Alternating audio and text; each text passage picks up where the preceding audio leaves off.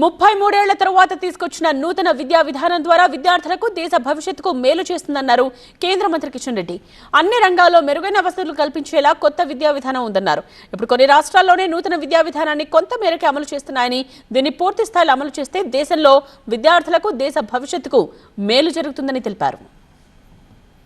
మనకందరికీ తెలుసు, నూతన విద్యా విధానం 33 సంవత్సరాల తర్వాత ఈరోజు దేశంలో ప్రవేశపెట్టడం జరిగింది.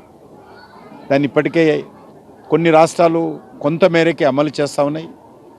దాన్ని పూర్తి స్థాయిలో అమలు చేసినట్లయితే దేశంలో ఉన్నటువంటి విద్యార్థులకు దేశ భవిష్యత్తుకు ఎంతో మేలు జరుగుతుంది. ఈ నూతన విద్యా విధానం కారణంగా ప్రాథమిక స్థాయిలోనే ఉన్నత పాఠశాలకు సంబంధించినటువంటి విద్యా వ్యవస్థ సమయంలోనే వాళ్ళందరికీ ఏదో రకమైనటువంటి ప్రొఫెషనల్ కోర్సెస్ కూడా నేర్పడానికి అవకాశం ఉంటుంది. ఈరోజు ఇంజనీరింగ్ చదివినటువంటి విద్యార్థులు పట్టా తీసుకొని బయటకు వచ్చిన తర్వాత ఏం చేస్తారంటే వాళ్ళు ఏం నేర్చుకునేటువంటి పరిస్థితి, ఏ రకంగా విద్య వాళ్ళకు ఉపయోగపడని పరిస్థితి ఈరోజు ఉంది.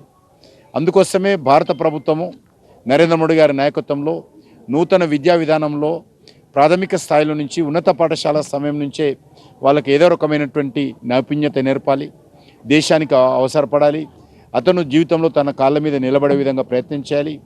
వాళ్ళకు అన్ని రంగాలలో మరి ఈరోజు పరిశోధన కావచ్చు, మరి ఇతర అన్ని రంగాలలో కూడా వాళ్లకు మెరుగైనటువంటి సౌకర్యాలు కల్పించాలనే దృక్పథంతో ఈరోజు న్యూ ఎడ్యుకేషన్ సిస్టాన్ని తీసుకురావడం జరిగింది.